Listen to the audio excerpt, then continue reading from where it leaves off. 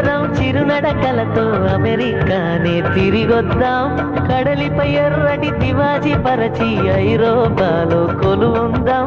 మన ప్రేమనే కవి పాడగా చెల్లికి వైరనుకు సమాధిని ధర చెడగొడదాం.